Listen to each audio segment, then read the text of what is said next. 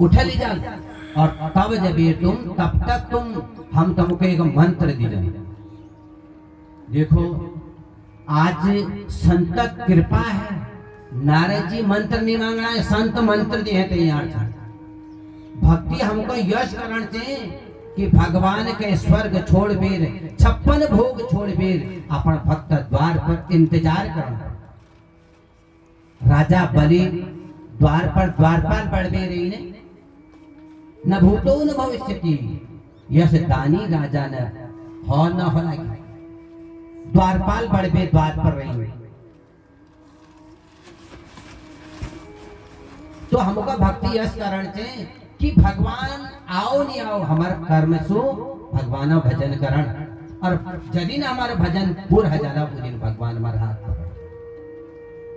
आज हमको न अरे मैं तो 4 बजे उठनू, मैं एक माओ जप करनू, रात के उठा नाई धोई पूजा पाठ करी, पड़ोसी का बताए हाय तू नहीं उठी आई मिले जगते न बहरी तो जदुला पुण्य जो सब छीनना होगा।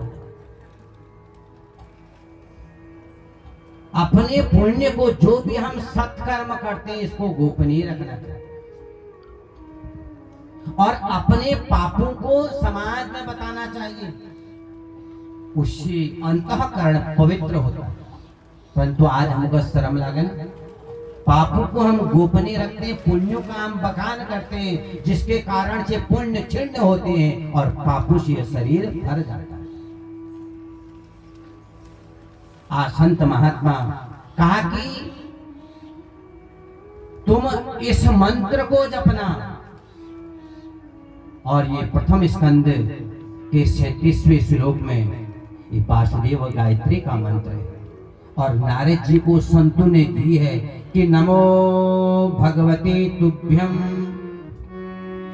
वासुदेवाय च धीमहि प्रद्युम्नाय निरुद्धाय नमः संकर्षणाय च।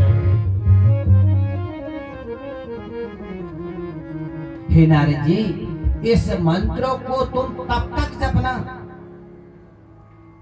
जबकि संख्या में तो अहम भाव होता है हमारा। अगर हम कह दें कि इतना जप करना है, इतना जप की संख्या हमारे मन में रहेगी, वह अहम का कारण अरे मैं तो इतना जप करता हूं, मैं आ जाएगा ना, और जिस मैं को परमात्मा स्वीकार नहीं करता। और तब बताया कि नारद जी ने कहा मैं कैसे इसे जप को करूंगा, तो संतों ने उसकी विधि भी बता दी। तो इसीलिए हम कोई भी व्रत करते हैं, कोई भी पूजा पाठ करते हैं, अच्छी बात है, परंतु उसकी विधि पता होगी तो उसके प्रति एक आस्था जागृत होगी, एक भाव आएगा और वही भाव के द्वारा ही परमात्मा का सामीप्य हमें मिलेगा। तब संतों ने कहा कि 1 वर्ष तक वाणी के द्वारा, आज 1 वर्ष हम कहते ना कि तुम भगवान का आराधन करो, कोई तैयार कोई नहीं, और 3 वर्ष तक कंठ के द्वारा जप करना और 3 वर्ष के बाद मन ही मन जप, फिर पानी ये तालू ऊंट नहीं हिलनी चाहिए और इसके उपरांत जो जप होगा वह अजपा जप।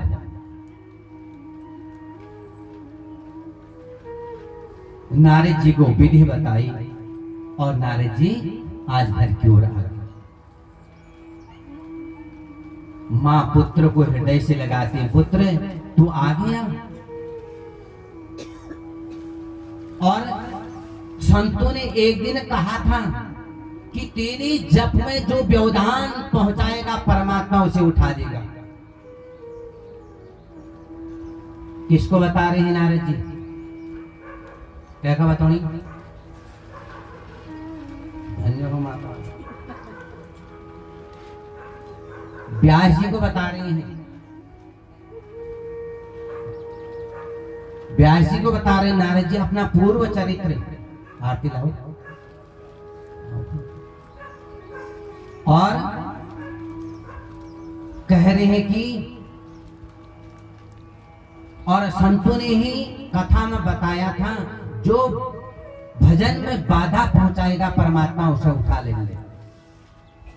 एक दिन दासी का काम करते हुए नारद जी की माता घर में आई और गौशाला में गई गाय का दूध, और उसी समय काल रूपी सर्प ने आकर के डस दिया और माधा आज भगवान के धाम को पहुंची। नारद जी ने दाह संस्कार संपन्न किया और वहां से फिर आज घर का त्याग करते हैं, मन जप का त्याग नहीं किया। अरे भगवान तो भक्त की ही परीक्षा लेते हैं महाराज, अपने दुखी से दुख नहीं होना। भगवान जो भक्त को अपनाते हैं पहले बहुत परीक्षा लेते हैं, उसका सर्वस्व ले लेते हैं। समर्पण का भाव तो, और जिसने प्रभु को सब कुछ अर्पित कर दिया, परमात्मा फिर उसमें समर्पण हो जाता है। फिर भक्त चलाता है भगवान को आगे, कथाएं श्रवण करेंगे। प्रहलाद जी भगवान के धाम में नहीं गए, हिरण्यकश्यप को मारने के लिए कितने उपाय करे, परंतु जो भगवान का भक्त, अपने भक्त के लिए प्रभु ने अपना रूप भी बदल दिया। जब पहाड़ों से फेंक देते थे हिरण्यकश्यप प्रहलाद जी को, तो भगवान उसको अपने गोद में उठाए। जब हाथियों के बीच में, और हाथी भी इधर उधर हो जाते थे कि मेरे भगवान का भक्त है, जिसने अपने को प्रभु के चरणों में अर्पित कर दिया, तो प्रभु रक्षा उसकी पग पग पर प्रभु रक्षा। नारद जी वहां से घर का त्याग किया है, मंत्र का त्याग नहीं। सब कुछ लुट जाए महाराज, जो हमारे पास में जो भगवान का भजन है वो भजन नहीं जाना चाहिए। कि अत्तोत्तरस्याम दिशि देवतात्मा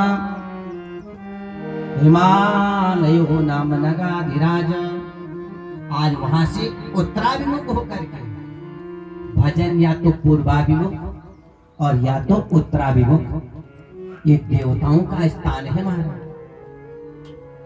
और जहां मन आ जाए वहां भजन कर ले नहीं। मैंने बताया ना, पृथ्वी को भी श्राप है, आगे आएगा इसका वर्णन कि श्राप क्यों मिला है पृथ्वी।